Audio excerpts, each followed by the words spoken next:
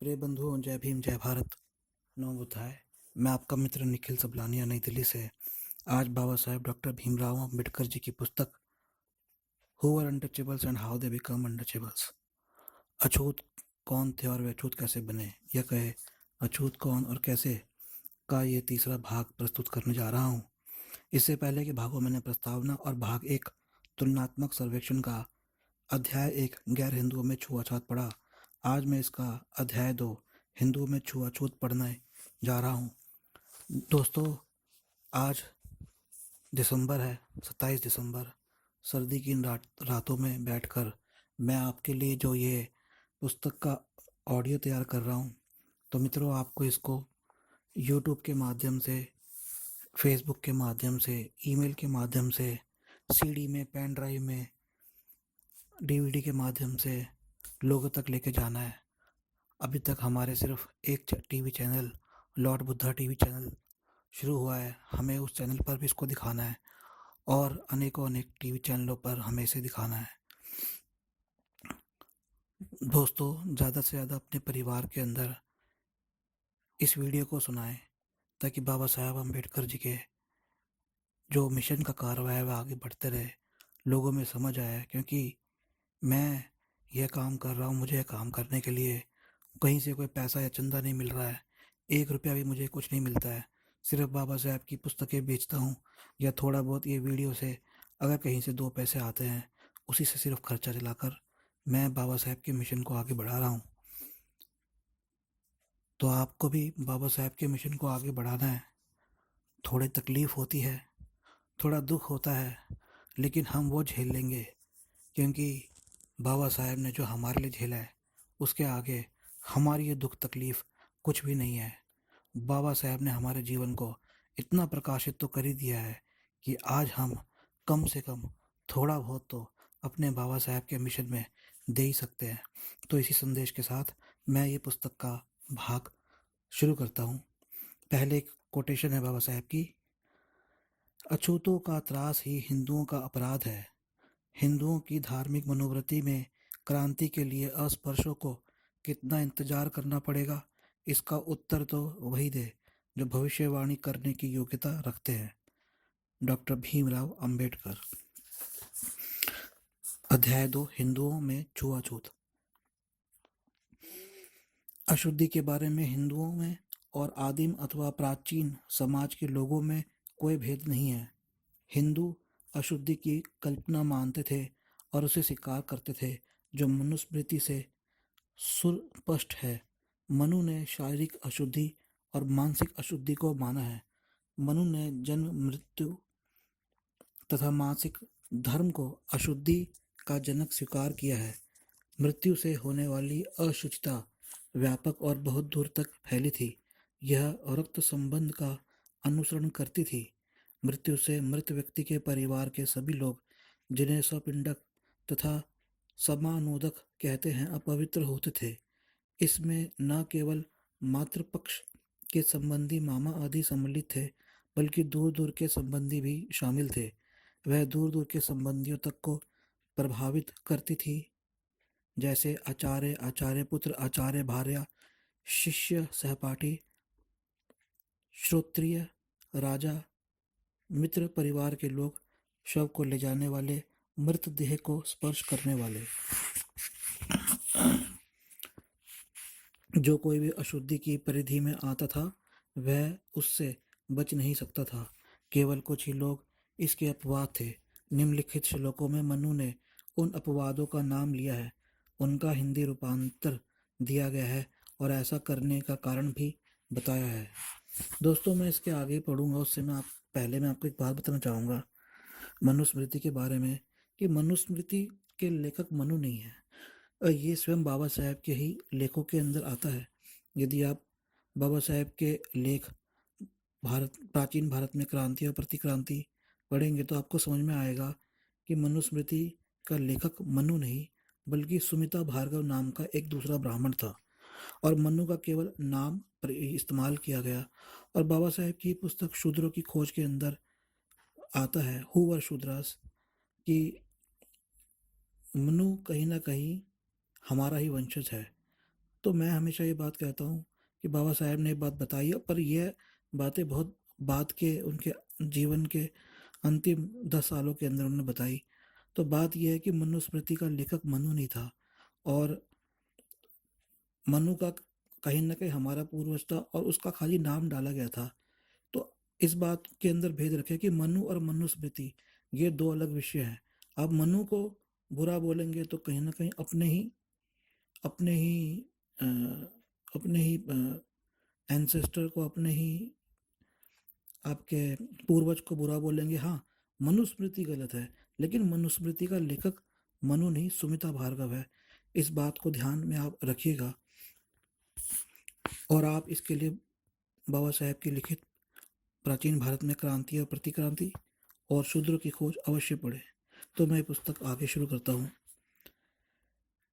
तो यहाँ पर मनुस्मृति के कुछ लेखों का रूपांतर दिया है बाबा साहेब ने। इसमें लिखा है 593 में लिखा है, अभिषिक्त राजा व्रती ब्रह्मचारी तथा चंद्रायणी व्रत करने वाले यज्ञकर्ता यज्ञ में दीक्षित लोगों को सपिंड के मरने पर अशुद्धि अशौच दोष नहीं होता, क्योंकि राजा अभिषिक्त होने से इंद्रापद को प्राप्त होते हैं तथा व्रती और यज्ञकर्ता ब्रह्मतुल्य निर्दोष है। राज सिंहासन रूढ़ राजा की राज्य भ्रष्ट राजा की नहीं, बल्कि राज सिंहासन रूढ़ राजा की तत्काल शुद्धि होती है। इस पे प्रजा की रक्षा के लिए राज सिंहासन ही कारण है। प्रजा रक्षार्थ सिंहासन सिंहासन के शुद्धि में कारण होने से क्षत्रिय भिन्न वैश्य या शूद्र की राज सिंहासन पर रहेगा, तब उसकी भी शुद्धि तत्काल होती है, क्योंकि यहाँ जाति विवक्षित नहीं है, अपितु पद विवक्षित है। नृप से रहित युद्ध में मारे गए, बिजली से मरे हुए राजा, किसी अपराध में राजदंड से मारे गए अर्थात प्राणदंडक प्राप्त गौ तथा ब्राह्मण की रक्षा के लिए युद्ध के बिना भी जल अग्नि या व्याघ्र आदि से मारे गए और अपनी कार्य हानि नहीं होने के लिए राजा जिसकी तत्काल शुद्धि चाहता हो, उसकी तत्काल शुद्धि होती है। राजा चंद्र अग्नि सूर्य वायु कुबेर इंद्र वरुण और यम इन 8 लोकापालों के शरीर को धारण करता है। अतएव राजा लोकपालों के अंश से अधिष्ठ है। इस कारण इस राजा को अशौच नहीं होता, क्योंकि मनुष्यों की शुद्धि या अशुद्धि लोकपालों से होती है या नष्ट दूर होती है। अतएव दूसरों की शुद्धि के उत्पादक और विनाशक लोकपालों के अंशभूत राजा को अशुद्धि कैसे हो सकती है। इससे स्पष्ट है कि राजा और धर्म युद्ध में मारे गए लोगों के संबंधी तथा वे जिन्हें राजा अशुद्धि का अपवाद बनाए रखना चाहता था, सामान्य नियमों से प्रभावित नहीं थे। मनु का यह कथन कि ब्राह्मण सदैव पवित्र होता है, शाब्दिक अर्थों में ग्रहण नहीं किया जाना चाहिए, अर्थात ब्राह्मण को सर्वोपरि बनाकर रखना। इसका यह अर्थ नहीं लेना चाहिए कि ब्राह्मण अपवित्रता से मुक्त था, क्योंकि वह ऐसा नहीं था। जन्म और मृत्यु के अतिरिक्त ब्राह्मण पर तो अपवित्रता के और भी अनेक कारण लागू थे जो अब्राह्मणों पर लागू नहीं थे। मनुस्मृति ऐसे निषेधों से भरी पड़ी है जो केवल ब्राह्मणों पर ही लागू होता है और जिनका पालन उसे करना चाहिए। यदि वह उनका पालन ना करे तो वह अपवित्र होता ही है। मनु की अशुचिता मनु की अशुचिता का सिद्धांत वास्तविक है, काल्पनिक नहीं, क्योंकि वह अशुद्ध व्यक्ति द्वारा किए गए भोजन को अग्राह्य ठहराता है। मनु ने अशुचिता का समय भी निर्धारित किया है, यह भिन्न भिन्न है। सपिंड हो तो 10 दिन, बच्चे के लिए 3 दिन, सहपाठियों के लिए 1 दिन, निश्चित दिन व्यतीत हो जाने मात्र से अशुचिता नहीं चली जाती। निश्चित अवधि पूरी हो जाने पर उस अवसर के योग्य प्रायश्चित करना पड़ता है। शुद्धि के उद्देश्य से मनु ने इस विषय को 3 तरह से लिया है: शारीरिक अशुद्धि, मानसिक एवं मनोवैज्ञानिक, नैतिक अशुद्धि। नैतिक अशुद्धि मन में बुरे संकल्पों को स्थान देने से पैदा होती है। उसकी शुद्धि के नियम तो केवल उपदेश या आदेश ही है। किंतु मानसिक तथा शारीरिक अशुद्धि दूर करने के लिए जो अनुष्ठान है वह एक ही है। उनमें पानी, मिट्टी, गोमूत्र, कुशा और भस्म का उपयोग शारीरिक अशुद्धि को दूर करने में होता है। मानसिक अशुद्धि को दूर करने में पानी सबसे अधिक उपयोगी है। उसका उपयोग तीन तरह से होता है: आचमन, स्नान तथा सिंचन। आगे चलकर मानसिक अशुद्धि दूर करने में पंचगव्य का सबसे महत्वपूर्ण स्थान हो गया। गौ से प्राप्त पांच पदार्थों दूध, गोमूत्र, गोबर, दही और घी से इसका निर्माण होता है। मनु ने यह व्यवस्था भी की है कि अपनी अशुचिता किसी दूसरे पर लगाकर उसे मुक्ति मिल जाए, जैसे किसी गौ के स्पर्श द्वारा अथवा आचमन करके सूर्य की ओर देख लेने से। व्यक्तिगत अशुचिता के साथ साथ हिंदुओं का प्रदेशगत और जातिगत अशुद्धि और उसकी शुद्धिकरण में भी विश्वास रहा है। ठीक वैसा ही जैसा प्राचीन रोम के निवासियों में प्रथा प्रचलित है। हर गांव की एक पशु यात्रा होती है। गांव की ओर से एक पशु, अक्सर एक भैंसा, खरीदा जाता है। गांव की परिक्रमा के बाद पशु की बलि चढ़ा दी जाती है। गांव के चारों ओर उसका रक्त छिड़क दिया जाता है और अंत में ग्रामवासियों में पशु का मांस बांट दिया जाता है। प्रत्येक हिंदू, प्रत्येक ब्राह्मण, चाहे वह गौमांस भक्षी न भी हो, अपने हिस्से का मांस अवश्य लेता है। यह बात किसी स्मृति में नहीं लिखी है, लेकिन इसकी एक रिवाज चली आ रही है। हिंदुओं के ये रीति रिवाज कानून विधि से भी ऊपर है। यही नहीं, यदि यदि यहीं तक सीमा होती तो यह आसानी से कहा जा सकता था कि हिंदुओं में अशुद्धि को जो अशुद्धि की जो धारणा है वह आदिम तथा प्राचीन समाज में विद्यमान अशुद्धि की धारणा से किसी तरह से भिन्न नहीं है। लेकिन यही इतिश्री नहीं हो जाती, क्योंकि हिंदू एक और तरह की छुआछूत को मानते हैं जिसका अभी उल्लेख नहीं किया गया है।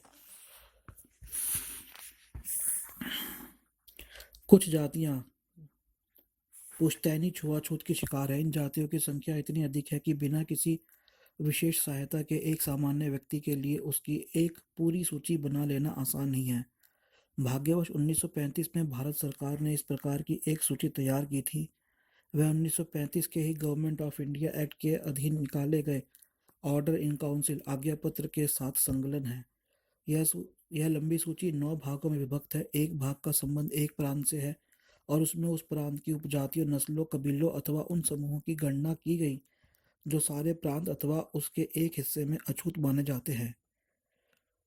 यह सूची विस्तृत और प्रामाणिक अथवा प्राधिकृत कही जा सकती है। इस बात को स्पष्ट करने के लिए हिंदू लोग जातियों की कितनी बड़ी संख्या को वंशानुगत या जन्मजात अछूत मानते हैं। मैं ऑर्डर इन काउंसिल की वह सूची यहाँ दे रहा हूँ।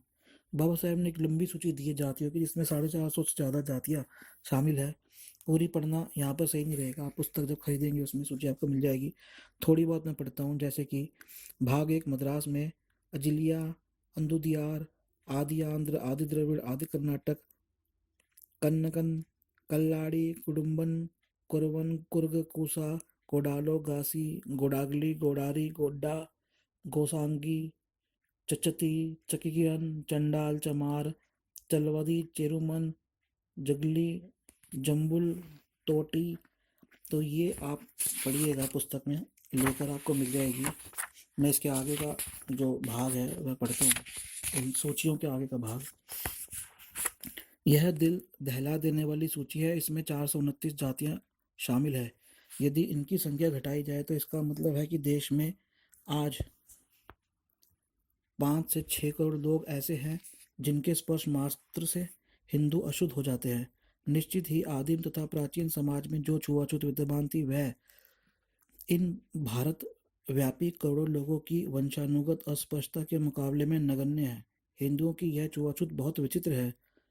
संसार के इतिहास में इसकी तुलना नहीं है। एशिया और यूरोप की बहुत सी जातियों की जनसंख्या से भी बड़ी जनसंख्या की अस्पृश्यता अपनी जनसंख्या की अधिकता के कारण अतुलनीय नहीं है, अपितु और दूसरे कारणों से भी बेमिसाल है। इन 429 अछूत जातियों को अस्पृश्य बना देने वाली छुआछूत की हिंदुओं की जीवन पद्धति में ऐसी विशेषताएं हैं जो अहिंदू जातियों द्वारा बरती जाने वाली प्रथा में भी नहीं है, चाहे वह आदिम युगीन हो अथवा प्राचीन कालीन। अहिंदू समाज ने अपवित्रता से बचे रहने के लिए पार्थक्य को नियम मान रखे हैं। ये तर्कसंगत नहीं भी माने जाएं तो भी समझने योग्य है। यह पार्थक्य जन्म, विवाह, मृत्यु आदि विशेष अवसरों पर होता है, किंतु हिंदू समाज का यह पार्थक्य अर्थात अलग कर देना अथवा यह स्पष्टता स्पष्टतः निराधार ही है। आदिम समाज जिस अपवित्रता को मानता था वह थोड़े समय रहती थी और खाने पीने आदि शारीरिक कार्यों तक सीमित थी। जीवन में जन्म, मृत्यु, मासिक धर्म आदि जो असाधारण अवसर होते हैं उन्हीं पर पैदा होती थी। अशुद्धता का समय बीत जाने पर, शुद्धि संस्कार हो चुकने पर व्यक्ति की अपवित्रता नष्ट हो जाती थी और वह फिर शुद्ध व्यक्ति समाज में मिलने जुलने के योग्य हो जाता था। किंतु इस विशाल संख्या की छुआछूत, जन्म, मृत्यु आदि की अशुचिता से सर्वथा भिन्न है। यह आजीवन है। जो हिंदू उनका स्पर्श करते हैं वे स्नानादि के द्वारा पवित्र हो सकते हैं, किंतु ऐसी कोई चीज नहीं जो अछूत को पवित्र बना सके। वे अपवित्र ही पैदा होते हैं और वे जन्म भर अपवित्र बने रहते हैं। वे अपवित्र ही बने रहकर मर भी जाते हैं और जिन बच्चों को जन्म देते हैं वे बच्चे भी अपवित्रता का कलंक माथे पर लगाए पैदा होते हैं। यह एक स्थायी जन्म जन्मांतर कलंक है जो किसी तरह धुल नहीं सकता।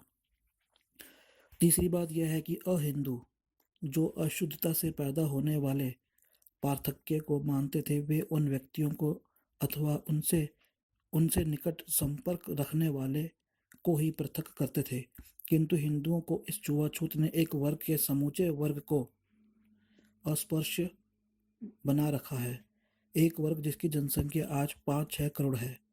चौथी बात यह है कि अहिंदू उन व्यक्तियों को जो अपवित्रता से प्रभावित हो गए हों कुछ समय के लिए पृथक भले ही कर देते थे, वे उन्हें एकदम पृथक बसा नहीं देते थे। हिंदू समाज का आदेश है कि सब अछूत पृथक बसे। हिंदू अछूतों की बस्ती में नहीं रहेगा और वह अछूतों को अपनी बस्ती में रहने भी नहीं देगा। हिंदू छुआछूत को मानते हैं, उसका वह महत्वपूर्ण अंग है। यह सामाजिक बहिष्कार मात्र नहीं है, थोड़े समय के लिए सामाजिक व्यवहार का बंद कर देना भी नहीं है। यह तो मुकम्मल क्षेत्रीय पृथकता, अलगाव का उदाहरण है। अछूतों को एक कांटेदार तार के घेरे में अर्थात एक पिंजरे में बंद कर देना है। हर हिंदू गांव में अछूतों के टोले हैं। हिंदू गांव में रहते हैं, अछूत गांव से बाहर टोले में बसते हैं। ऐसी ही यह हिंदू छुआछूत व्यवस्था ऐसी है यह हिंदू छुआछूत व्यवस्था। इससे कौन इनकार कर सकता है कि जो बुराई अहिंदुओं में विद्यमान है वह उससे सर्वथा भिन्न नहीं है। यह निर्विवाद है कि हिंदुओं की छुआछूत एक बेमिसाल ही व्यवस्था है। अहिंदू समाज में भी लोगों को अपवित्र माना गया है, परंतु केवल व्यक्तियों को, सारी की सारी जातियों को कभी कहीं अपवित्र नहीं माना गया और उनकी अपवित्रता अल्पकालीन अर्थात कम समय की होती थी तथा किसी शुद्धि की क्रिया द्वारा इसका निदान हो जाता था। एक बार अपवित्र सदा के लिए अपवित्र के सिद्धांत पर आधारित इस प्रकार की स्थायी छुआछूत कहीं देखने को नहीं मिलती। अहिंदू समाज में लोगों को अपवित्र माना गया और उनका सामाजिक संपर्क भी बंद हुआ है, लेकिन ऐसा कहीं नहीं हुआ कि वे एक वर्ग के अंतर्गत कि वे एक वर्ग को अनंत काल तक पृथक या अस्पर्श बना दिया जाए। अहिंदुओं ने एक जमात को अपवित्र मानकर उनके साथ वैसा बर्ताव किया है, लेकिन वे अजनबी की भांति बाहरी हो रहे हैं, रक्त सीमा के संबंधों के घेरे से बाहर। ऐसा कभी हुआ ही नहीं है कि किसी ने अपनी ही प्रजाति को पीढ़ी दर पीढ़ी और स्थायी रूप से अपवित्र बनाकर रखा हो। इस प्रकार हिंदुओं की अस्पृश्यता एक अजीब दस्तूर है। संसार के किसी दूसरे हिस्से में आज तक कभी इसकी मिसाल नहीं मिलती। किसी दूसरे समाज में से किसी दूसरे समाज में इस ऐसी चीज है ही नहीं। आदिम समाज में, प्राचीन समाज में अथवा वर्तमान समाज में छुआछूत के अध्ययन से जो अनेक समस्याएं होती है और जिसके हल करने की आवश्यकता है उसका समावेश इन दो बातों में हो जाता है। अछूत गांव से बाहर क्यों रहते हैं और उनकी अपवित्रता अनंत और अनिवारणीय कैसे बन गई। अगले भाग में इन प्रश्नों का उत्तर देने का प्रयास किया जाएगा। तो मित्रों, इसके बाद मैं भाग 2 शुरू करूंगा, जिसमें आवास की समस्या, जिसके अध्याय है अछूत गांव के बाहर क्यों रहते हैं, क्या अछूत क्षेत्रीय व्यक्ति है, क्या ऐसे समानांतर मामले क्षेत्रीय लोगों की अलग बस्तियां अन्यत्र कैसे विलुप्त हो गई। मित्रों, आगे के भाग को सुनने से पहले आप ये बात सुनिए कि जो कि मेरे दिमाग में भी आ रही थी कि बहुत से लोग सोच रहे होंगे सुनते हुए कि यार आज तो छुआछूत है नहीं। ऐसा नहीं है। आज भी अगर आप दिल्ली से शहर में देखो, दिल्ली के अंदर इतनी भी जय कॉलोनियां बसी है जो कि झोपड़ियां हैं। इसमें कौन है? क्या इसमें हिंदू रहते हैं? ये शेड्यूल कास्ट और शेड्यूल ट्राइब रहते हैं। इसमें रहने वाले अधिकांशतर लोग वही है जिनको पहले गांवों में या आज भी कई गांवों में छितर भीतर एक तरफ टोले पर रखा जाता। जैसे गांवों में एक तरफ टोले पे रखा जाता था, वैसे ही अछूतों को आज शहरों के अंदर एक कोने में जय कॉलोनियों के अंदर ठूस दिया जाता है। मैं आपको दिल्ली का उदाहरण दूंगा। दिल्ली में कांग्रेस पार्टी हिंदुओं की पार्टी आई। हिंदुओं की पार्टी आने से पहले यहाँ पर अंग्रेजों का राज था, जिसे बहुत गाली दी जाती है। परंतु अंग्रेजों के राज को अगर ठीक से उसको देखा जाए तो अछूतों के लिए वह राज बहुत अच्छा था। आप दिल्ली के कुछ क्षेत्र देखेंगे, भोगल, देवनगर, रैयतपुरा, करोल बाग के अंदर बसा है बापा नगर, तो बड़े बड़े घर अछूतों को दिए गए, पैसा भी दिया गया। अछूतों का चमड़े का काम था, गाय काटी जाती थी, गायों से चमड़ा बनता था, अछूत मांस भी खाते थे। परंतु कांग्रेस पार्टी के आने के बाद वे सारे काम धंधे बंद कर दिए गए। उनको बड़े घर देने बंद कर दिए गए। शहरीकरण में उनको एक तरह से घोंट कर रख दिया गया। उनको 20-20, 22-22 गज के छोटे छोटे जय कॉलोनी के अंदर मादीपुर, मंगोलपुरी, सुल्तानपुरी, पांडव नगर, त्रिलोकपुरी जैसी छोटी छोटी कॉलोनियों में ठूस दिया गया। सफाई करने वाले कर्मचारियों के लिए और भी बुरा हुआ कि उनकी सरकारी नौकरियों को बाद में कॉन्ट्रैक्ट बेसिस पे करके और समाप्त कर दिया गया। एक तरफ वे लोग गांधी के पिछलग्गू बने रहे और गांधी की विचारधारा पर चलते रहे, परंतु बाबा साहेब की विचारधारा पर चल नहीं पाए। जो लोग उस समाज में से बाबा साहेब की विचारधारा पर चले, उनकी तरक्की अवश्य हुई। तो मित्रों, इस बात को समझने की जरूरत है कि छुआछूत को पिछले समय में नहीं थी, छुआछूत आज भी जारी है। आपको जय जय कॉलोनियों में, छोटी बस्तियों में, तंग बस्तियों में ठूस दिया गया है। भारत के अंदर इतना बड़ा औद्योगिक क्षेत्र है। आज भारत दुनिया की सबसे बड़ी औद्योगिक देशों में से एक है, सबसे बड़ी अर्थव्यवस्था में से एक है। परंतु आपको इस अर्थव्यवस्था में कितना मिल रहा है? आपको उतना ही मिल रहा है जैसे पहले गांवों के अंदर आपको एक टोले में फेंक दिया जाता था, ऐसे ही आज आपको अर्थव्यवस्था में एक तरफ कर दिया गया है। आज अछूतों में से कितने लोगों के बड़े बड़े व्यापार है, कितने लोगों के बड़े बड़े धंधे हैं, कितने लोगों के बड़े बड़े उद्योग है, कितने लोगों के बड़े बड़े खेत है, कितने लोग सर्विस सेक्टर के अंदर हैं। इस बात को जरा सोचिए। आज आप श्रमिक के श्रमिक बने रहे हैं और वह भी निचले स्तर के श्रमिक हैं। कुछ लोग जो बाबा साहेब के दिलाए प्रतिनिधित्व की वजह से आरक्षण पाते हैं, सरकारी नौकरी में जाते हैं, कॉलेज में जाते हैं या निजी व्यवसाय में समानता के अधिकार की वजह से जाते हैं, या फिर सांसद बनते हैं, विधायक बनते हैं। यदि इन लोगों को बाबा साहेब का वह आरक्षण नहीं मिल रहा होता तो आज ये भी छितरे बितरे होते। आज मोची मोची होता, सफाई करने वाला सफाई करने वाला होता, काटने वाला खटीक छोटा छोटा होता। तो सारी जातियाँ, जितनी भी शेड्यूल कास्ट की जातियाँ हैं, धोबी है, डोम है, भलई है, बैरवा है, ये सब जातियों को समझने की जरूरत है कि आज भी छुआछूत वैसी की वैसी बरकरार है। इसलिए बाबा साहेब की यह पुस्तक आज भी उतनी ही सार्थक है जितनी की पहले थी। तो दोस्तों, अगला अध्याय आप सुनिएगा। मैं आपका मित्र निखिल सबलानी, नई दिल्ली से। जय भीम, जय भारत, नमो बुद्धाय।